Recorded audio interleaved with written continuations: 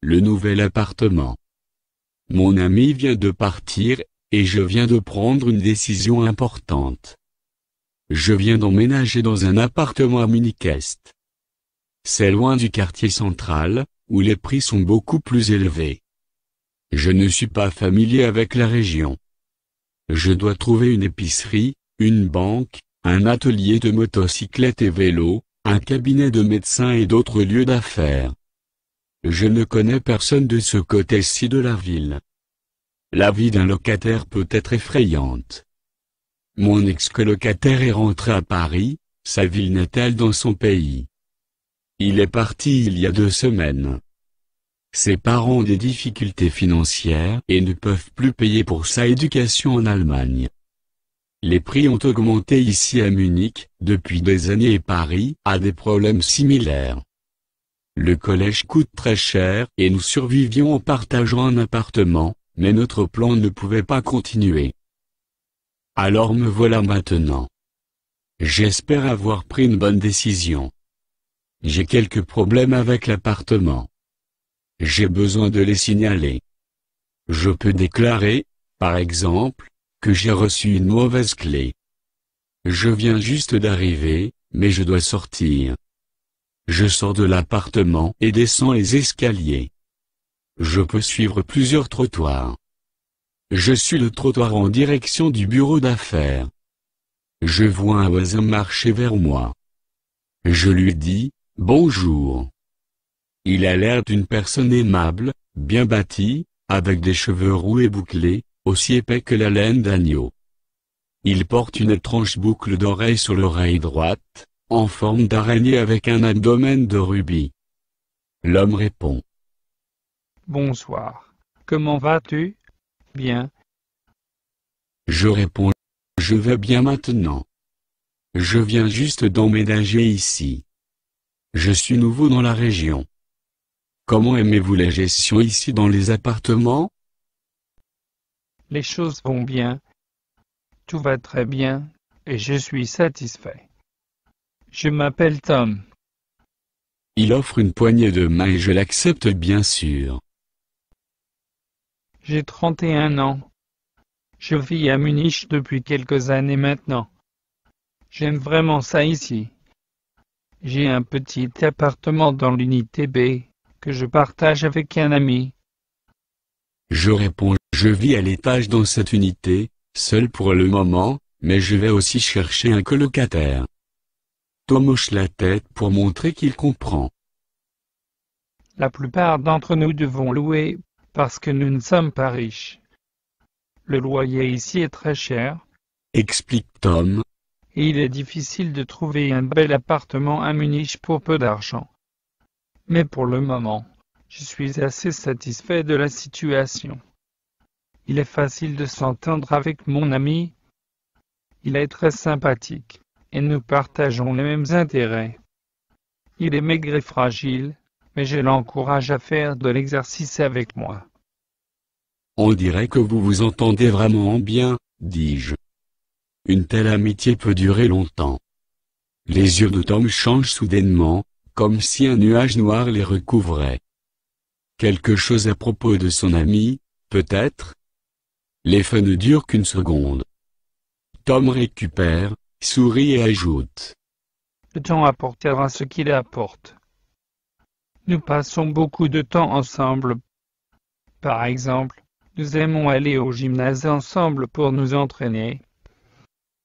Nous sommes tous les deux des grands fans de cinéma, et allons au cinéma au moins une fois par semaine. Nous avons aussi le même goût de films. Nous aimons les thrillers et les films d'action. Mais parfois, nous sommes également intéressés par une comédie. Tom aime vraiment parler. Je me souviens de mon ex-camarade de chambre, et je dis mon ami et moi-même avions l'habitude de le faire aussi. Mais il a dû déménager à Paris avec ses parents. Je ne pouvais pas payer cet appartement seul, alors j'ai déménagé ici. Mais mon ami me manque. Tom hoche la tête lentement, pensif. Paris est trop loin pour entretenir une amitié. Tu devrais obtenir un colocataire local la prochaine fois. Mais ton vie sociale va bientôt changer. C'est la voie de l'expérience, dis-je. Ainsi, bien sûr, mes anciens colocataires peuvent continuer à être mes amis. Exactement. Dit Tom. Notre groupe de football a été formé de cette façon pendant quelques années. Nous nous rencontrons le week-end et jouons ensemble. Mais bien sûr, nous ne jouons pas très fort, car nous ne sommes plus si jeunes.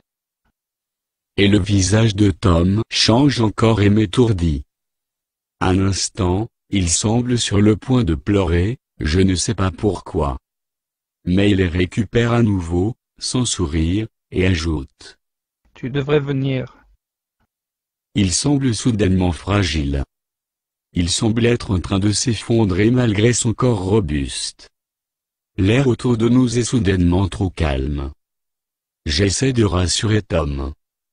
Je dis vous semblez être une personne très active et sportive. Mes mots sortent si pathétiques. En fait, je ressemble à un adolescent tendre à côté de lui. Tom dit. Ne me dites pas vous semblez, s'il vous plaît. Je préfère tu sembles.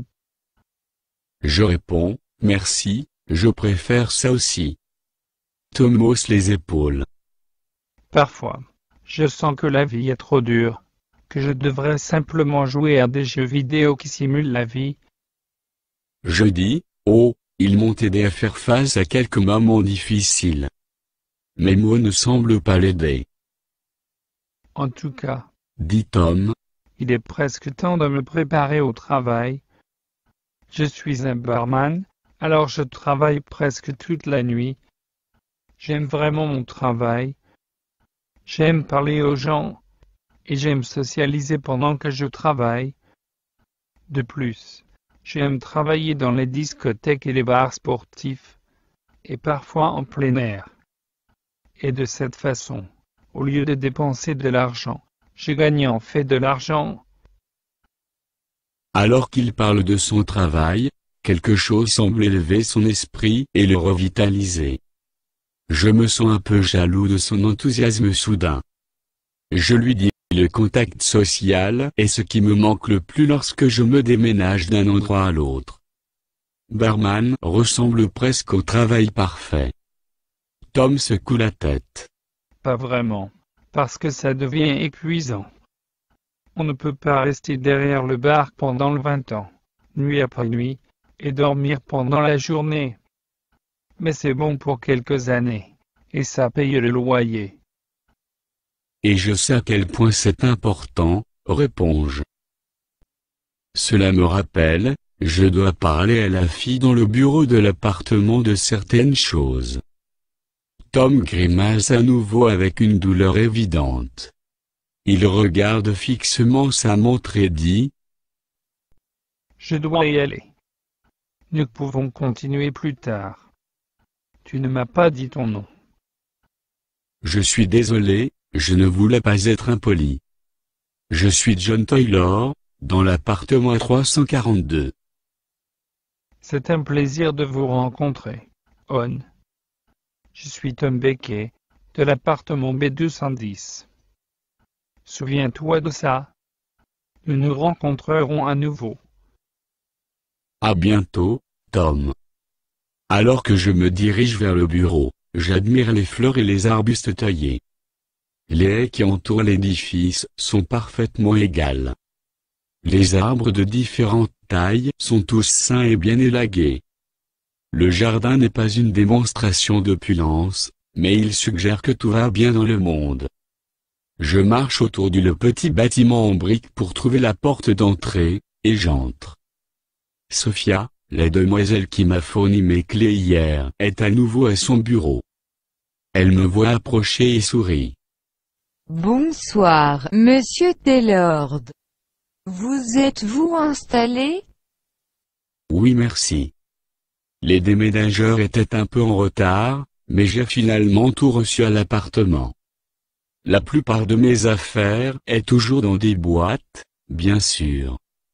Il y a une tristesse dans ses yeux, qui diminue son sourire amical. Oh, je sais, mais vous devez réserver du temps pour rencontrer nos excellents locataires. Chaque vendredi à 18 h, nous mettons quelques bouteilles de vin dans la salle d'attente pour nos clients. S'il vous plaît, passez par et présentez-vous. Je vous remercie. En fait, je viens de rencontrer l'un de vos locataires, de l'appartement B210, alors que je me dirigeais ici. Son sourire disparaît. Oh, vous voulez dire Monsieur Cap, un homme maigre qui sourit rarement. Spécialement maintenant. Cela me surprend qu'elle puisse rappeler les noms des locataires, à partir seulement des numéros d'appartement. Je dis non, ça doit être l'ami de Tom, mais je ne l'ai pas rencontré. Je viens de me présenter à Tom Baker, un grand gars avec des cheveux roux et une araignée étrange à l'oreille droite. Camarade sympathique. La jeune femme saute de sa chaise et se cramponne à son haut dossier. Elle me regarde froidement et, laissant tomber le ton formel, dit « Oh, tu connais la boucle d'oreille en forme d'araignée, alors tu le connaissais évidemment. Je ne sais pas ce que tu fais, mais il est abominable de venir ici avec une blague aussi malade. » Elle détourne ses yeux froids de moi, me laissant soudain sans voix. Sa voix devient faible et instable. Lui et moi avions commencé à sortir ensemble. Monsieur Cap est hors de lui, alors s'il vous plaît, ne joue pas de ton blague avec lui. Son effondrement émotionnel me choque et déclenche mon anxiété. Je n'ai aucune idée de ce qui vient de se passer. Ma voix me revient et je réponds faiblement, avec respect. Que voulez-vous dire? Qu'est-ce que j'ai mal dit? Qu'est-ce que j'ai fait? Elle s'éloigne de moi. Arrête ça. Tu sais très bien que Tom Baker est décédé le week-end dernier. Comment peux-tu plaisanter comme ça? Elle est sérieuse. Elle est convaincante. Mais elle a tort. Elle doit avoir tort. Qu'est-ce que vous dites? Je viens de parler avec lui. Qui vous a dit qu'il est mort? Comment peut-il être mort? Peut-être que tu ne sais pas qu'il a eu une crise cardiaque fatale en jouant au football avec ses amis le week-end dernier. Mais pourquoi as-tu dit que tu as juste vu sa boucle d'oreille en araignée? Je suis allé à ses funérailles. Elle pleure ouvertement maintenant. J'ai dit à ses parents combien il aimait cette boucle d'oreille. Je les ai convaincus de laisser Tom l'emporter avec lui. J'ai vu le rubis briller alors qu'il fermait le cercueil. J'ai regardé l'araignée s'enfoncer dans la tombe avec lui. L'émotion la surmonte et elle se dépêche hors de la pièce. Elle me laisse dans un état de totale confusion. Je retourne de manière instable vers mon appartement. Je garde les yeux fixés sur le trottoir. Je ne veux plus rencontrer Tom. Je n'ai pas besoin d'amis, de films ou de jeux vidéo. Je suis convaincu que je ne pourrai jamais être présenté à Monsieur Cap. Et la vie d'un barman, si séduisante avant les paroles de Sophia, s'efface, hors de ma portée. Dans le nouvel appartement, l'angoisse devient mon colocataire.